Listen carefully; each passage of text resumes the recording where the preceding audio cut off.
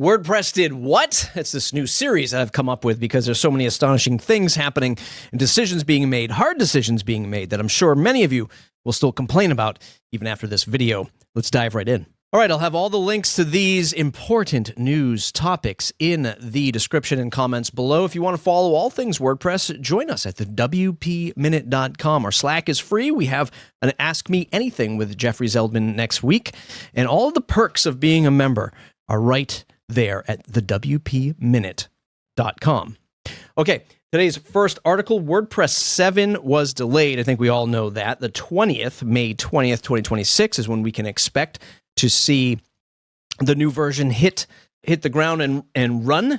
Hit the ground and run is what WordPress 7 will do. And it's going to come chock full of the goodness of the AI connectors inside of the WordPress core experience. This is the first time that we're going to have what I'm considering like a third-party ecosystem being brought into WordPress core. That is the AI API keys that you'll put into the connectors.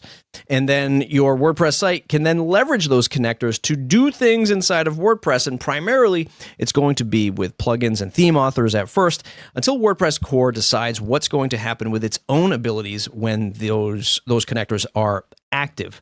That's still yet to be determined throughout the rest of the course of WordPress 7 and beyond, but I am super excited because this is setting the stage for a lot of amazing things with WordPress, whether you believe it or not. Speaking of amazing things and things that got kicked to the curb that are hard decisions being made here and around the WordPress space, Matt Mullenweg has announced that the real-time collaboration in WordPress 7.0 will not ship, and I don't know when it will ship, if ever. This is something that we've been hearing about for years, real-time collaboration. I don't want to debate it too much on today's video. I think it's a cool feature, a nice-to-have feature, but certainly not one in the year 2026 that is going to help WordPress compete at a website builder or general use case experience. You can make the arguments for editorial teams. You can make the argument for the enterprise. And while WordPress does want to push into those areas, I don't think a core solution is going to solve it for that crowd. I think a third-party plugin would certainly solve it for that crowd. And it's good to see that the hard decision is being made to say, nope, we're going to full stop on that and focus on the stuff that is going to make WordPress compete. Does any of this stuff happen the way you want? No. Do you get all of this stuff as fast as you want? Absolutely not. What do you get in the world of tech that is everything you want, at the speed you want, at the price you want?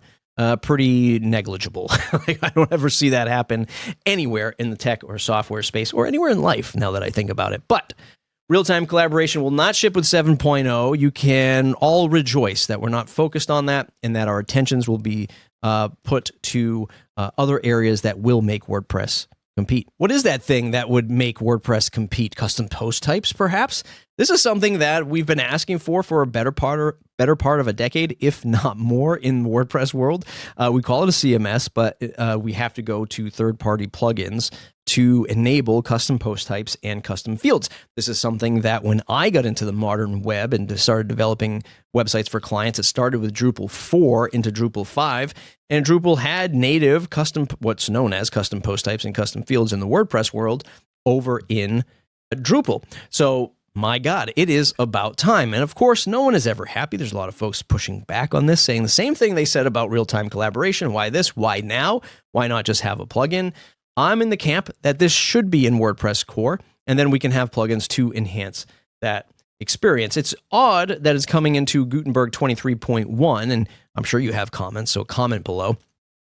I don't know if that's because of the pace of the Gutenberg team to be able to ship this kind of thing and not have to wait for WordPress core to ship these things, but it is in Gutenberg 23.1, and it was sort of tucked away in the announcement. It wasn't really like a, big announcement of this kind of feature, though we've all been clamoring for it for a while. If you install Gutenberg, the standalone plugin, and a great place to do that is at playground.wordpress.net, you can activate it under the experimental features of Gutenberg and start to play with the very, lightweight but efficient experience that you see here to create your custom post types and labels and turn the status on and off. It's a very early days approach to this, of course. It's a very MVP approach to this, but it's certainly showing the world that WordPress wants to get custom post types maybe eventually custom fields into WordPress core experience, and that's a good thing. And it's a good thing because with M-Dash making a lot of headlines over the last month or so, everyone's sort of pointing to, look, they can ship with custom post types and custom field support. Why couldn't WordPress do this? Lots of folks talking about how they would, maybe not lots, a handful of people talking about if they could redo WordPress, here's how they would do it. And that's fine and dandy, in hindsight being 2020, of course, but here we are today. It doesn't help where WordPress is at right now, but we do want to push forward in a more positive direction. And I think we're setting the stage to do that with all of these hard decisions being made, or decisions being made, hard or not, you be the judge of that. These are decisions being made which are going to push WordPress in a better position. And last but not least, about what the heck is going on with WordPress, is that the name of the series? Matt Mullenweg has enlisted 12 folks from around the WordPress community, particularly in the Slack channel. I recommend that you go and read this post written by Ray Morey at the repository. The initial group of 12 include the WordPress executive, Mary Hubbard, Automatic Architecture Wrangler, Ann McCarthy, and WP Engine, cha-ching, sponsored core committer, Weston Reuter, and 9 other folks on that list, including Matt himself, which are going to reshape WordPress.org. It sort of seems like Matt has said, y'all want something different at WordPress.org? Y'all want something that isn't just me behind the scenes? Then I'm going to enlist these 12 people, and they're going to take their knowledge, their experience, their creative efforts, and make WordPress.org something that we can all be proud of. Now, look, at the end of the day, I'll see where the chips fall with something like this. Is this just like a nice gesture of things? Or is Matt really saying, hey, we're going to take 12 smart people, put them in a room, and we're going to do stuff with WordPress.org, which are going to, delight and inspire folks to use WordPress. I am all for that.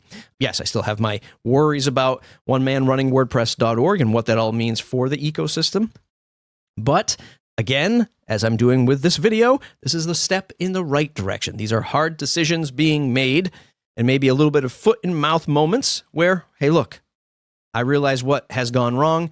We're going to try to smooth the surface over. Here's my thing with WordPress.org is I think it will be the landing page for those who are interested in using WordPress to get them into automatic products, from going from the homepage to say, you can get this free downloadable version of WordPress.org. It's open source. You can run it in your browser. You can kind of build with it and tinker with it with AI. But the best place to do that will be at automatic owned WordPress.com, or to use Jetpack to bring into your own self-hosted version of WordPress. It will be the springboard to monetization for the greater success of Automatic. And guess what? I don't have any problem with that. I think that's going to be another hard decision that you're going to see on the homepage, whether you can wrestle with that concept or not. Really cool stuff. Make sure you read the article here at the repository. That's what I have for you today. 4 things happening at WordPress that are going to make you go crazy that these decisions are being made. And I think it's all for the better of WordPress. I'm sure you got comments. Leave comments below. Thumbs up if you like the video. Subscribe to the channel if you want more. Don't forget, the WPminute.com/subscribe is the best way to stay connected with the stuff that we do at the WP Minute through our newsletter, the WPminute.com/subscribe. Thanks for watching today's video. I'll see you in the next one.